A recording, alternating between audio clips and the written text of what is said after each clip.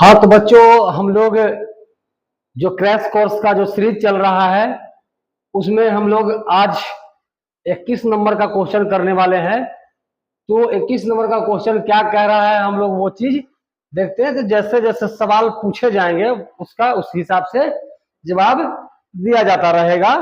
तो आप जो है कि यहाँ पे सवाल देख रहे होंगे कि कह रहा है सवाल कह रहा है कि स्वेज नहर के महत्व का वर्णन करिए, यानी कि स्वेज नहर का इंपॉर्टेंस जो है कि क्या है उसी के बारे में पूछ रहा है। यानी कि जो स्वेज नहरें हैं, ठीक है, स्वेज नहर के महत्व का वर्णन करिए। तो देखिए, स्वेज नहर हो या दुनिया के कोई और नहर हो, सब नहरों का अपना अपना महत्व, अपना अपना इंपॉर्टेंस होता है।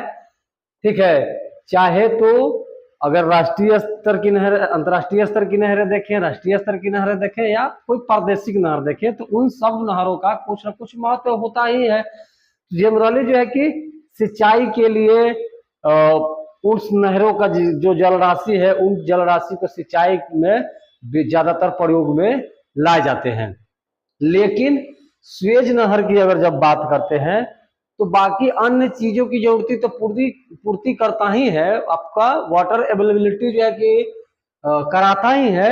इसके अलावा जो है कि जल यातायात के रूप में भी इस स्वेज नहर का महत्व बढ़ जाता है। यानी कि जो वाटर ट्रांसपोर्टेशन है, ठीक है, उसमें स्वेज नहर एक महत्वपूर्ण भूमिका निभाता है। वो कैसे निभाता है वो चीज को हम लोग यहाँ समझेंगे। जैसे थोड़ा सा इसका हम लोग बैकग्राउंड जान लेते हैं कि स्वेज नहर जो है कि एक्चुअली में है क्या, उसकी लंबाई क्या है, उसकी चौड़ाई क्या है, ठीक है, या वह इसका लोकेशन क्या है। तो उन सब चीजों को जानेंगे तो थोड़ा सा हमको इसके इम्पोर्टेंस को समझने में आसानी होगी। ठीक है, तो जैसे स्वेज नहर जो है मिस्र में है, ठीक है, मिस्र यानी कि इजिप्ट कह सकते हैं इसको, ठीक है, कहाँ है, इजिप्ट में है, ठीक है, यह इजिप्ट का हिस्सा है, ठीक, और इस पर जो भी क्षेत्राधिकार है वो इजिप्ट का है। तो मिस्र में उत्तर यानी कि जो उसके नॉर्थ साइड में होंगे वो पोर्ट लुइस होगा, ठीक है, पोर्ट लुइस होगा, पोर्ट सईद होगा, सॉरी, पोर्ट सईद होगा, ठीक।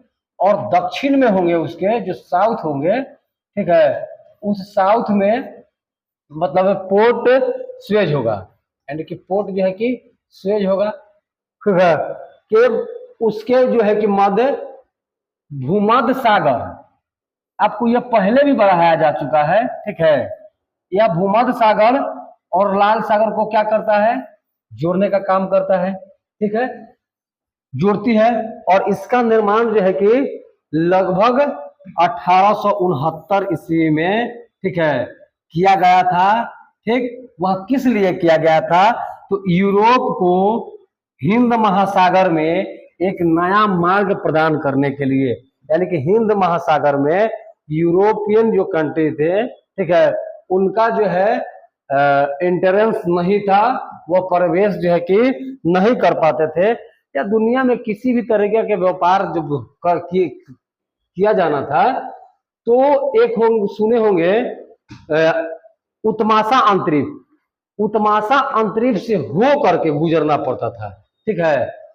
और यह जो बना स्वेज नहर आपका, ठीक है, तो स्वेज नहर बना तो जो उत्माशा अंतरिक्ष से हो करके गुजरता था, जो अफ्रीका से घूमते हुए, ठीक है, अफ्रीका से घूम करके जाना पड़ता था, तो एक वो लंबा डिस्टेंस तय करता था और वह ज्यादा समय जो है कि लेता था, ठीक। लेकिन यह जो है कि स्वेज नहर जब बना तो स्वेज नहर से इसकी दूरी जो है कि माने मतलब 10 से 12 घंटा का समय जो है कि इसमें लगता है। इससे बनने से पहले जो यूरोप और एशिया के बीच जो है कच्चा माल था या जो तैयार माल थे, उन मालों को यातायात हेतु उत्माशा अंतरिक्ष होकर के होता था और पूरे अफ्रीका से घूम करके जाना पड़ता था, जिससे समय और खर्च अधिक लगता था।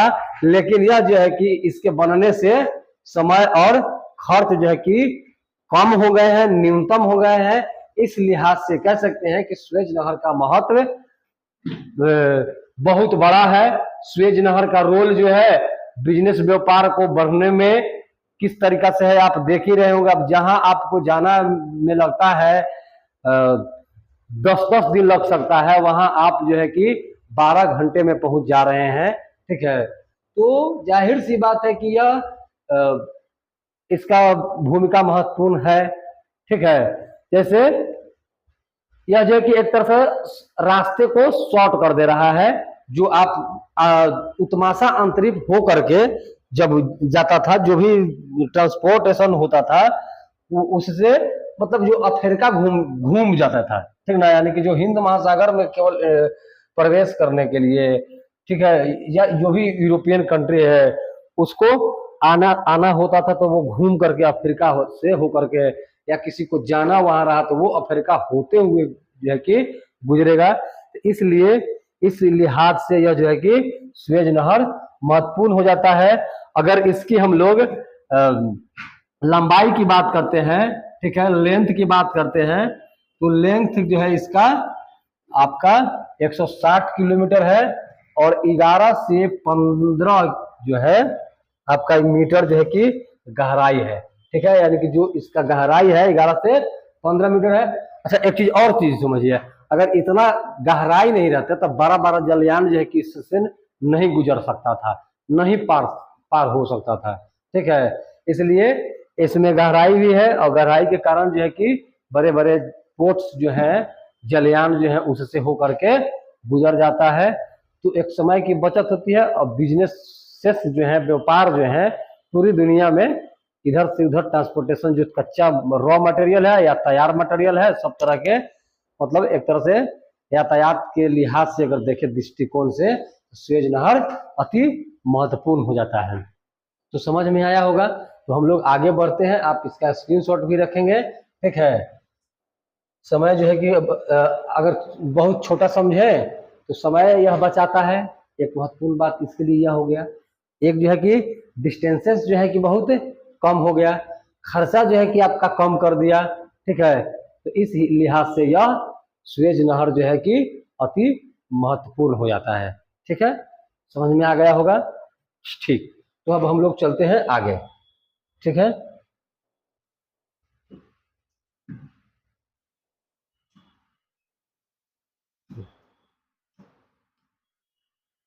कह रहा है कि विश्व के वे कौन कौन से प्रमुख प्रदेश हैं जहां वायु मार्ग का सघन तंत्र आपको देखने के लिए मिलता है, या वायु मार्ग का सघन तंत्र पाया जाता है। ठीक है, तो देखिए यहाँ पर हम लोग केवल हम लोगों को यह कह रहा है, प्रमुख पूछ रहा है, तो हम लोग 2 या 3 जो है कि इसमें डिस्क्राइब करते हुए चलेंगे। एक चीज इससे पहले ये चीज समझिए। ठीक है, वायु जो आपका मार्ग है, ठीक है, वायु मार्ग के बारे में समझिए। देखिए, मार्ग तो आपके बहुत सारे हैं, जैसे जल मार्ग हो सकता है, स्थल मार्ग हो सकता है, वायु मार्ग हो सकता है, 3 तरह के, और एक पाइपलाइन भी आपका मार्ग हो गया। 4 तरह के मार्ग जो है कि आप देख पा रहे होंगे। उन चारों तरह के मार्गों में सबसे महंगा जो है, सबसे कॉस्टली जो है आपका वायु मार्ग है, यानी कि एयरवेज जो है कि आपका महंगा पड़ता है, कॉस्टली पड़ता है।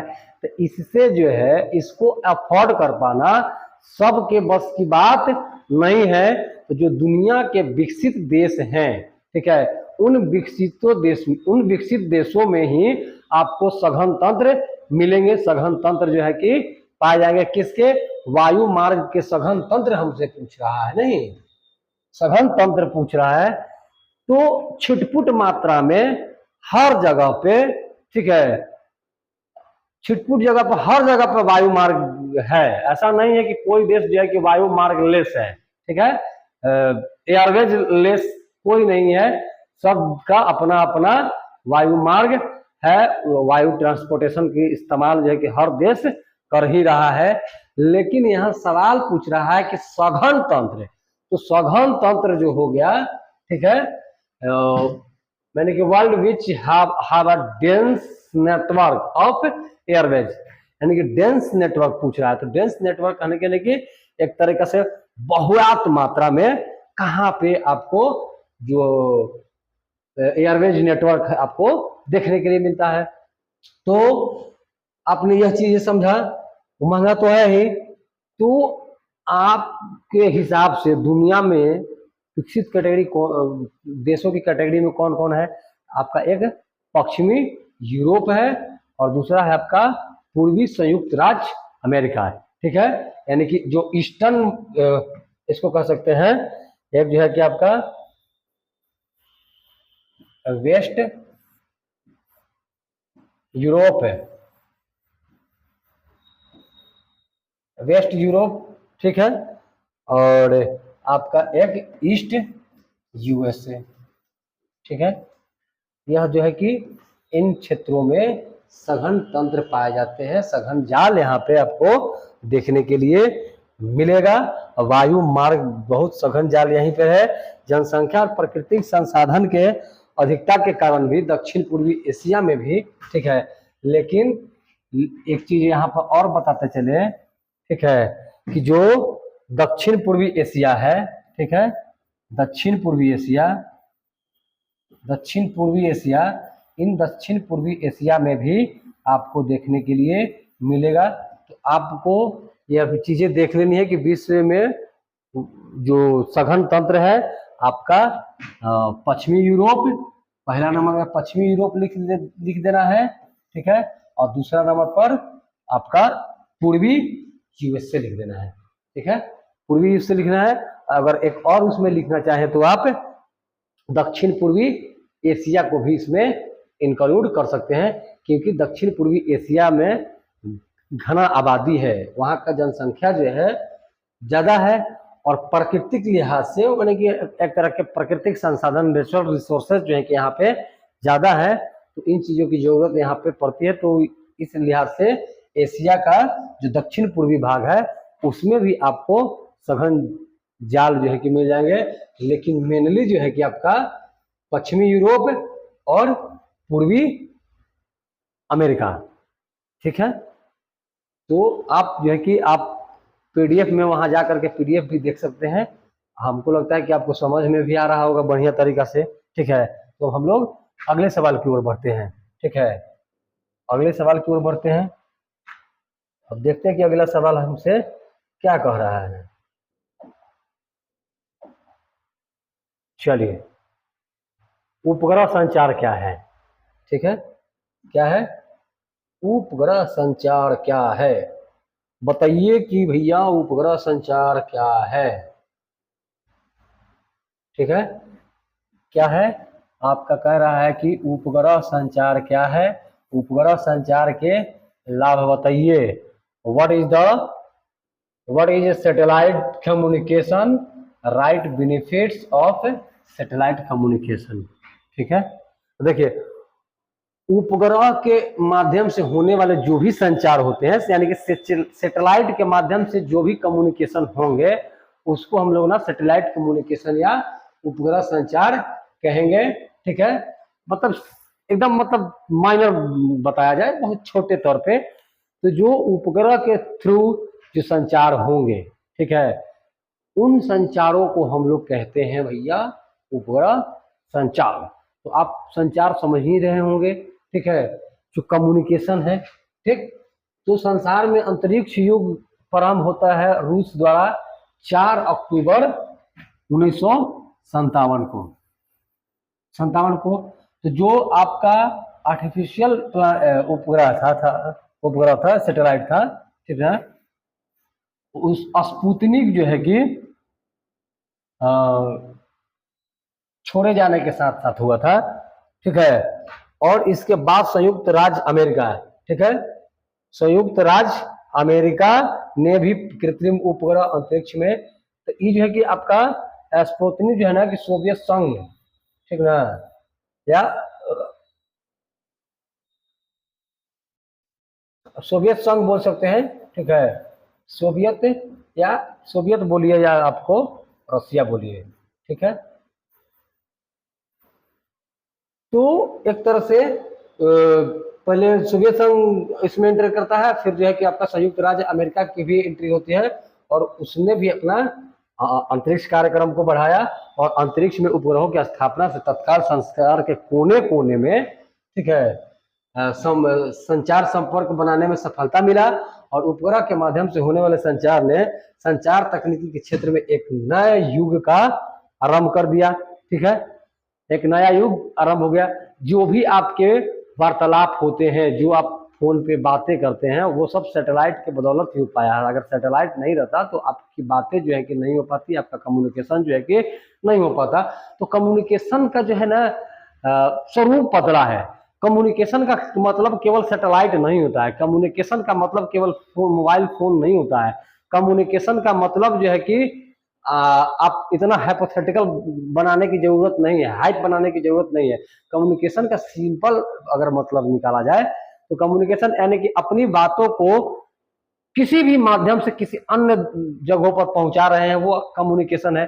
तो पहले पत्रचार हुआ करते थे, पत्रों बाई लेटर जो है कि कम्युनिकेशन होता था, फिजिकली मिलकर के कम्युनिकेट कर लिए।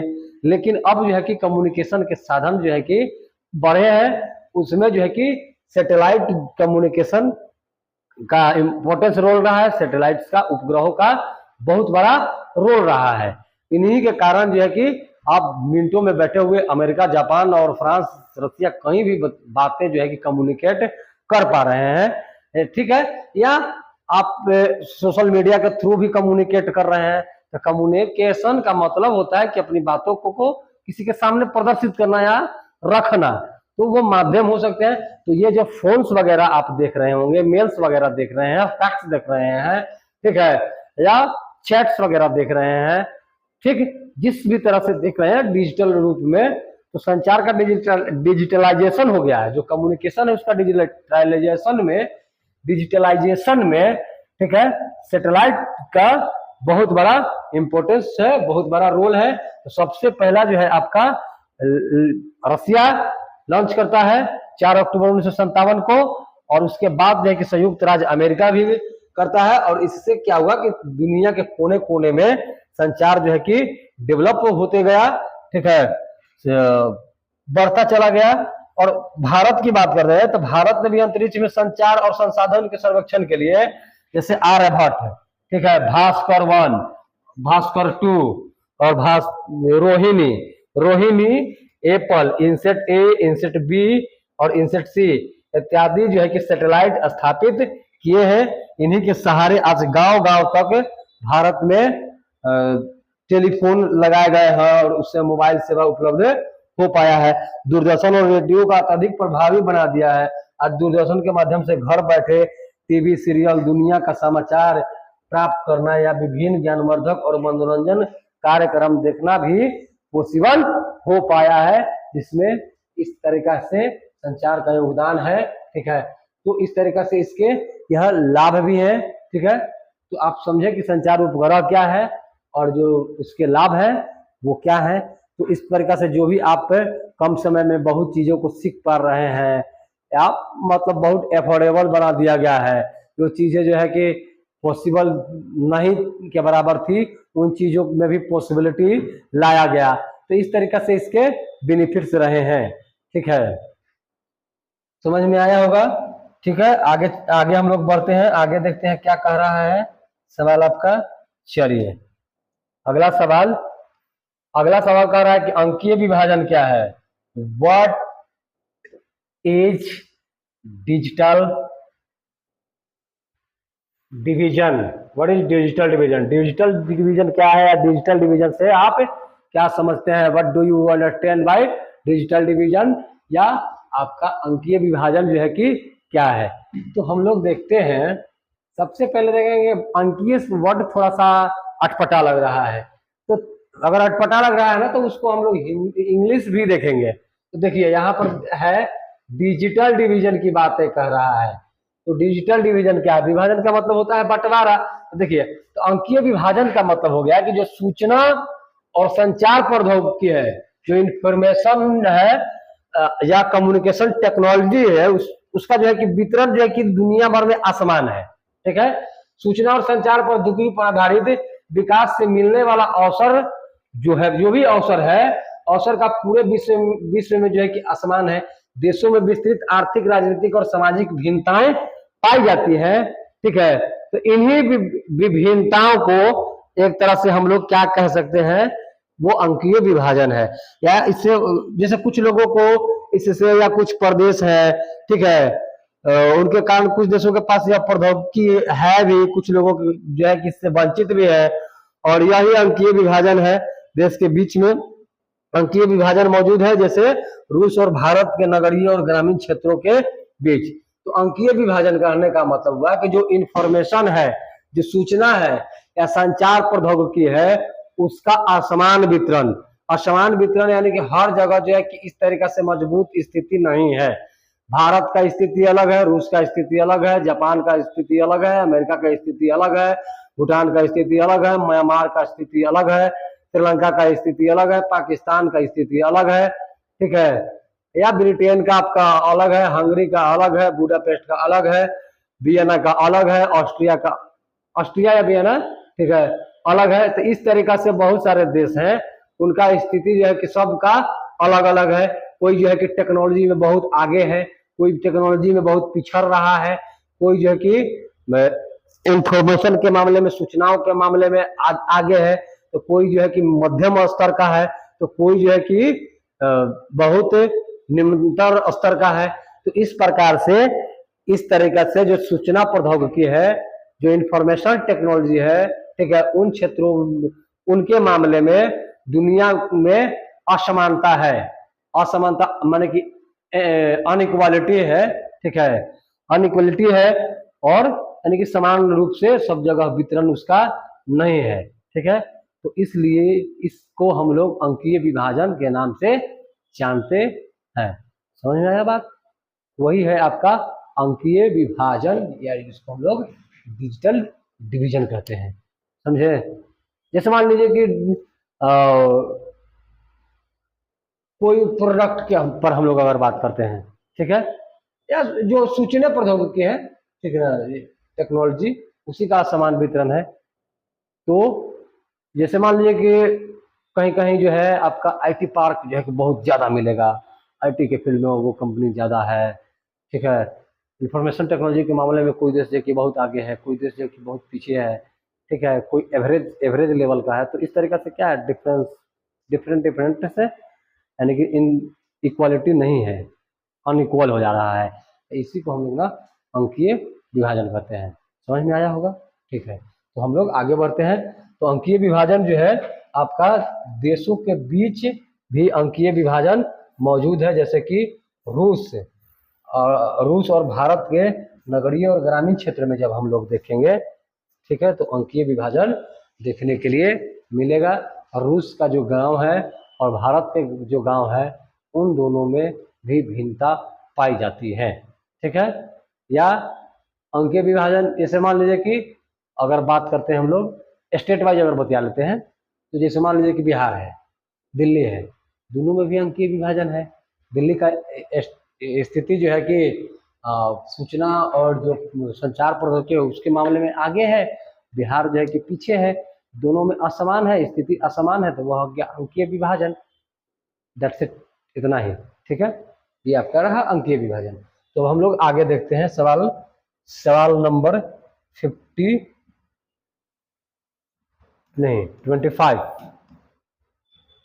कह रहा है कि फिंच और टिवर्था ने मानव भूगोल की विषय वस्तु की किन दो भागों में बांटा है, प्रत्येक भाग के 2 लक्षण बताइए। प्रत्येक भाग के 2 लक्षण बताइए। तो देखिए, सबसे पहले हम लोग बताते चले, लक्षण तो बताएंगे ही।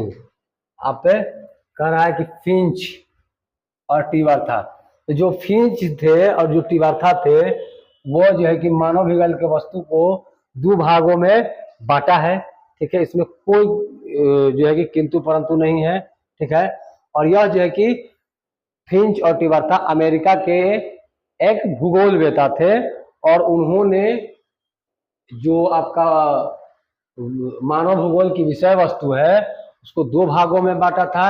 एक आपका प्राकृतिक भूगोल कह सकते हैं, या उसको भौगोलिक भूगोल कह सकते हैं, और दूसरा हो सकता है मानव निर्मित पर्यावरण या सांस्कृतिक। ठीक है, इनको दो भागों में बांटा है। अगर इनकी हम लोग बात करें फिजिकल और नेचुरल इन्वायरमेंट की, ठीक है, तो इसको अगर दो बातों, इसका एग्जाम्पल अगर लेंगे हम लोग, ठीक है, प्रकृति या भौतिक में, तो फिजिकल अपीयरेंस में क्या क्या आ जाएगा, जो आपका उच्चवाच है, जो क्लाइमेट है, अपवाह प्रणाली है, यह जो है कि आपका इसके एग्जाम्पल्स हो जाएंगे। ठीक है, और इसी प्रकार इसे सांस्कृतिक पर्यावरण के दो लक्षण जो अगर कहें बात करते हैं, तो सांस्कृतिक पर्यावरण के जो लक्षण होंगे, ठीक है, वो क्या क्या हो सकते हैं, तो मानव जनसंख्या हो गया, बस्ती हो गया, या मानव का व्यवसाय हो गया, कृषि, उद्योग, परिवहन, संचार इत्यादि जो है इसके जो है मुख्य भाग हो जाएंगे। ठीक है, तो हम लोगों को मेनली जो है कि फिंच और टिबार्था के जो भी मानव भूगोल की विषय वस्तु है उस पर बात करते हैं। तो ये दो हैं। ठीक है, पहला नंबर है आपका भौतिक या प्राकृतिक पर्यावरण, और दूसरा नंबर पर आता है सांस्कृतिक या मानव निर्मित पर्यावरण। दो ही तरह के पर्यावरण देखने के लिए मिलेगा। एक जो होगा कि नेचुरल होगा, ठीक है, नेचुरल होगा, ठीक, जो नेचर में पहले से विद्यमान रहेंगे, और एक जो होगा मानव द्वारा बनाए जाएंगे। ठीक है, या जो कि आर्टिफिशियल हो सकता है।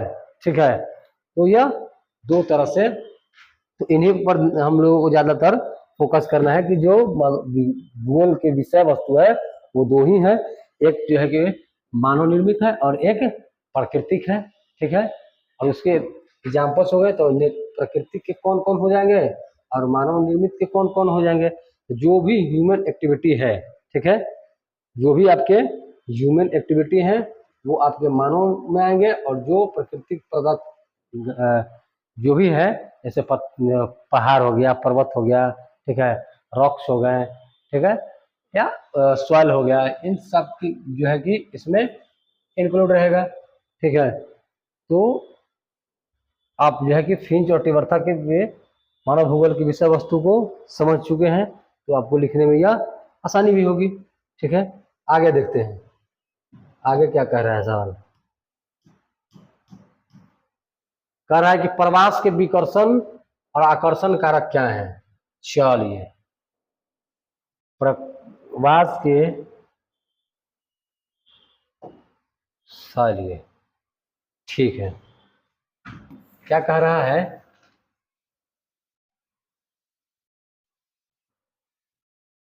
कह रहा है कि प्रवास के विकर्षण और आकर्षण कारक क्या है। What are the push and pull factors of human migration. ठीक है, या प्रवास से संबंधित किन्हीं तीन प्रतिकर्ष कारकों का उल्लेख करिए। कितना, तीन प्रतिकर्ष कारकों का उल्लेख करना है, यानी कि describe any three push factors related to human migration. तो आप इन दो, यह जो है कि एक सवाल नहीं है, यह दो सवाल है। एक्चुअली में दो सवाल आपको दिखाई दे रहे हैं, लेकिन यह सवाल मूल रूप से एक ही है।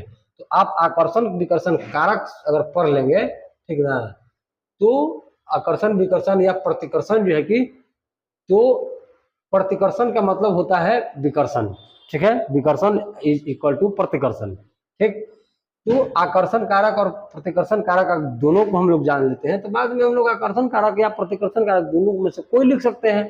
ठीक है, तो देखिए प्रवास का मतलब क्या हुआ, यानी कि जो बसना। तो सवाल कह रहा है यही बात कि कोई मनुष्य जो है या कोई मानव जो है कि किसी जगह पर क्यों बसना चाहेगा या किसी जगह पर क्यों नहीं बसना चाहेगा। अभी कोई बात में बात हुआ, बिल्कुल नहीं। तो अभी यह कोई बात नहीं हुआ। तो कहने का मतलब है कि जो आप यहाँ पे देख रहे हैं कि जैसे मान लीजिए कि आप खुद एग्जांपल लीजिए, आप किसी क्षेत्र में क्यों रहना पसंद करेंगे। तो हो सकता है कि वहाँ आपके जीने के लिए संसाधन मौजूद होंगे, इसलिए रहेंगे। आप एक बेहतर लाइफ स्टाइल के लिए रहेंगे, ठीक है। या तो आप जो है कि मैंने कमाने के उद्देश्य से भी किसी क्षेत्र में रह सकते हैं, जाकर के बस सकते हैं, ठीक है। या एक बेहतरीन मेडिकल फैसिलिटी के लिए जो है कि आप रह सकते हैं। आप जो है कि शिक्षा के लिए जो है कि किसी जगह से अट्रैक्ट हो सकते हैं, ठीक है। तो कोई जगह का विकर्षण कारक हो गया कि यानी कि निगेटिविटी, ठीक है, यानी कि किसी क्षेत्र में रोजी रोजगार की संभावना नहीं है तो वो जो कहाँ रहेंगे, तो वो जो है कि विकर्षण करना हो गया, ठीक है। आकर्षण कर रहे मतलब किसी क्षेत्र में रोजी रोजगार है तो वहां पर हम जाकर बस रहे हैं, तो वह एक कारण हो गया। तो वो आपको अट्रैक्ट कर रहा है। तो यानी कि मानव के जो नीड्स होते हैं उन नीड्सों के अनुसार अगर कोई क्षेत्र है, उन नीड्सों की अगर फुलफिल वह कर पा रहा है वह क्षेत्र, तो लोग यहाँ क्या करेंगे, अट्रैक्ट होंगे, ठीक है। अगर वह नहीं कर पाएगा तो लोग यहाँ क्या होंगे, डिस्ट्रैक्ट होंगे, ठीक ना। लोग जो है कि यहाँ क्या होंगे, डिस्ट्रैक्ट होंगे, मतलब अब विकसित हो जाएंगे, होंगे ही नहीं। तो लोगों के अपने जन्म स्थान और निवास को छोड़कर दूसरे क्षेत्र में जाकर जो बसना का है उसको तो प्रवास कहेंगे। अभी विविध कारण यानी कि ढेर कारण हो सकता है। तो विकर्षण का प्रतिकर्ष कारक में जो लोग निवास स्थान अथवा उद्यम को छुड़वाने का कारण करते हैं, ठीक है। तो इससे जो है आपके भौतिक कारण हो सकते हैं, आर्थिक कारण हो सकते हैं, सामाजिक कारण हो सकते हैं, सांस्कृतिक कारण हो सकते हैं, बहुतेरे कारक हो सकते हैं। आपको जो भी लिखने का इच्छा दिल करे आप उसमें लिख सकते हैं, इसमें कोई किंतु परंतु नहीं है। आप जहां से इच्छा करें वहां से उठाएं, आप उसको लिख देंगे, उसको सही माना जाएगा, ठीक है। तो यानी कि आकर्षण यानी कि जो अट्रैक्टिव कर रहा है, यानी कि जो आप बसना चाह रहे हैं तो वो चीजें आपको अट्रैक्ट करेंगी, तो वह जाहिर सी बात है कि वहां आप रहेंगे। तो अब हम लोग आगे देखते हैं, ठीक है। आगे आगे आगे आगे मने आगे चलिए, 4 पंचम क्रियाकलापों का उल्लेख करिए। 4 पंचम क्रियाकलापों का उल्लेख करिए। 4 पंचम क्रियाकलापों का क्या करना है, उल्लेख करना है। चलिए, सवाल है आपका यह, ठीक है। सवाल है आपका यह, ठीक। कह रहा है कि 4 क्रियाकलापों का उल्लेख करना है। समझिए, 4 पंचम क्रियाकलापों का उल्लेख कीजिए। मेंशन 4 प्राइमरी एक्टिविटीज, ठीक है। तो आपने तो पढ़ा है कि क्रियाकलाप जैसे पहला, प्रथम, द्वितीय, तृतीय, चतुर्थ, 5, ठीक है। देखिए, उच्चतम स्तर के निर्णय लेने तथा नीतियों का निर्माण करने वाले पंचम क्रियाकलापों को निभाते हैं, ठीक है। तो आप प्रथम में रखते होंगे कृषि पढ़े हो रखे होंगे, ठीक है। द्वितीय में है आप उद्योग रखे होंगे, ठीक है। तृतीय जो है कि आपका सर्विस सेक्टर हो गया, ठीक है, जिसको सेवा क्षेत्र कह सकते हैं, ठीक है। और एक जो है कि और स्तंभ है चतुर्थ। तो 4 पंचम क्रियाकलाप, यानी कि 5वां पूछ रहा है, चौथा नहीं पूछ रहा है, ये आपका 5वां पूछ रहा है। और इसमें जो है कि चौथा कौन हो गया, यानी कि जो भी आप मीडिया वगैरह टाइप से देख रहे हैं वो हो गया। अब 5 क्रियाकलाप कौन हुआ, तो जो 5 क्रियाकलाप हुआ, ठीक है, तो उच्चतम स्तर पर यानी कि हाई लेवल पर, ठीक है, हाई लेवल पर जो भी निर्णय लेते हैं, ठीक है, तथा नीतियों का जो है कि पॉलिसी मेकिंग करते हैं, पॉलिसी जो है कि मेकिंग करते हैं। तो उन पॉलिसी मेकिंग करने वालों जो लोग होते हैं वो पंचम क्रियाकलाप कर रहे होते हैं। इनमें ज्ञान आधारित उद्योग हो सकता है, ज्ञान आधारित उद्योग यानी कि आपका मेडिकल हो सकता है, ठीक है, आपका एजुकेशन हो सकता है, ठीक है, एजुकेशन हो सकता है, या इसके अलावे मतलब जो भी है आईटी इंडस्ट्री भी हो सकता है, इसमें आईटी सेक्टर। तो समानता चतुर्थ सेक्टर से जुड़ी होती है, यह में सूक्ष्म अंतर होता है। पंचम क्रियाकलाप में वे सेवाएं हैं जो नवीन एवं वर्तमान विचारों की रचना उनके पुनर्गठन और व्याख्या है। आंकड़ों की व्याख्या और प्रयोग तथा नई प्रौद्योगिकी के मूल्यांकन पर केंद्रित होती है। प्रायः स्वर्ण कॉलर कहे जाने वाले ये व्यवसाय तृतीय सेक्टर का है का एक उप विभाग है जो वरिष्ठ व्यवसायिक कारीगरों, सरकारी अधिकारियों, अनुसंधान वैज्ञानिकों, वित्त एवं विधि परामर्शदाताओं इत्यादि की विशेष और उच्च वेतन वाली कुशलताओं का प्रतिनिधित्व करते हैं। उन्नत अर्थव्यवस्थाओं की रचना में उनका महत्वपूर्ण योगदान जो है कि होता है। ठीक है, तो इनका जो है कि उन योगदान हो देते हैं और योगदान देते हैं तो उनका महत्व जो है कि उनकी व्याख्या से कहीं अधिक जो है कि हो जाता है। ठीक है।